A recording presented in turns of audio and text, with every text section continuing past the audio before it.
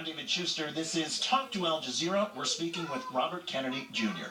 The United States is involved in another war in the Middle East, this time airstrikes in Syria. There's the ongoing campaign against Islamic State in Iraq and Syria. What do you make of the U.S. policy and how the Obama administration is handling it?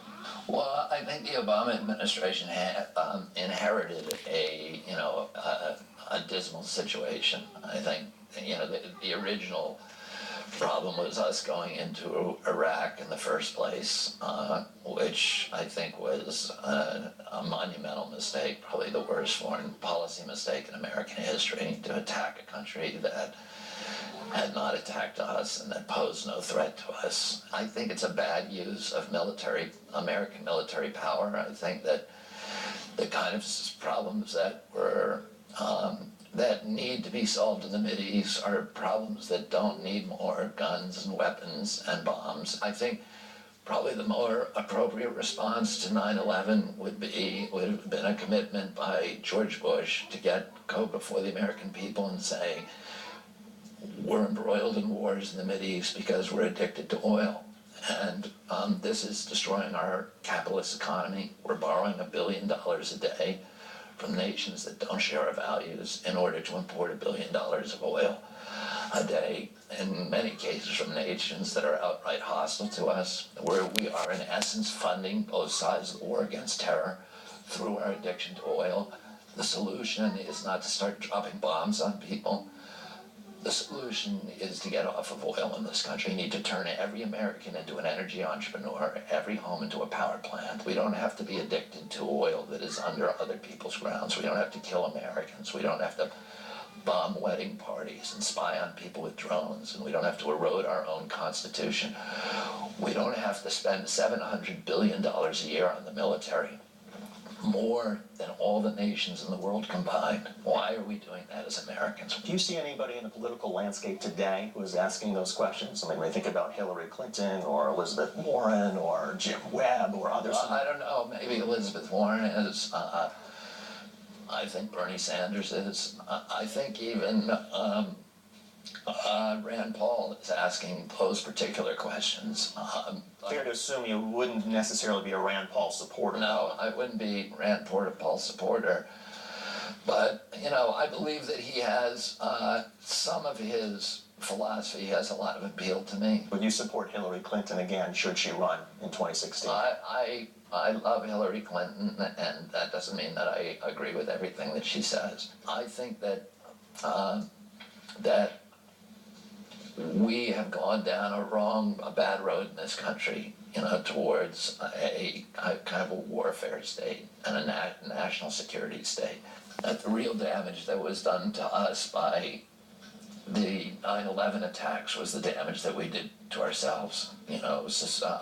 Suspending, basically treating the Bill of Rights of the United. I'm a strict constitutional constructionist, and I believe that the Bill of Rights are sacred, and that the Republicans want to treat them, and the militarists want to treat them as if they're a luxury we can no longer afford in our country, and that we can suspend habeas corpus, and that we can torture people, and that we can spy on our own citizens and do warrantless wiretapping and investigations, and that we can suspend the ancient right to jury trial, and that we can confine people, from all over the world. And I don't think it's good for America, and I don't think it's good for our security. When I was a little boy in 1965, my father took me to Europe, to France and Germany and to Poland and Italy and many other countries, and everywhere we went, we were met, even in the communist countries where the governments tried to hide that we were there. We would still be met by spontaneous crowds, hundreds of thousands of people who would come out onto the street waving tiny American flags and cheering for my father as the surrogate for the United States of America. They loved our country.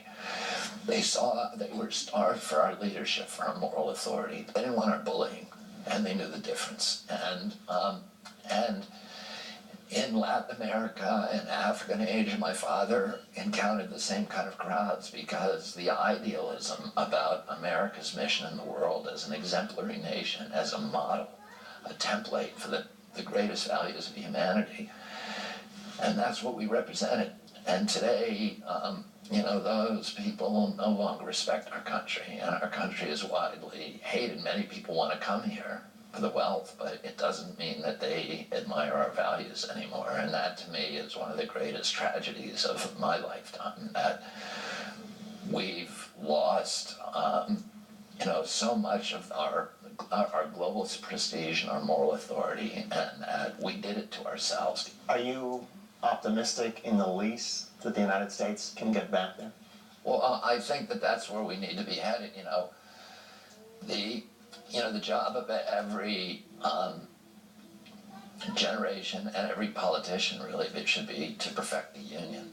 Our union has never lived up to its ideals. We passed a law, probably the most important, in 1907, that made it illegal for corporations to donate money to federal political campaigns. And that law stayed intact until, 100 years later, when this particular Supreme Court, the most business-oriented Supreme Court in our history, threw it out with the Citizens United case. And that really has unleashed the tsunami of money from big oil and from big carbon and the financial industry and the pharmaceutical industry back into our political process. So it's hard to even claim that we have a democracy anymore in our country. It's really, it's a corporate kleptocracy. It's a plutocracy. It's governed by, the wealthy aristocracy, which is exactly the system that our European ancestors fled Europe to come to America to escape. Robert Kennedy, thank you so much for being on Talk to Al Jazeera. We appreciate it. Thanks for having me. Thank you. That was terrific. Thank you.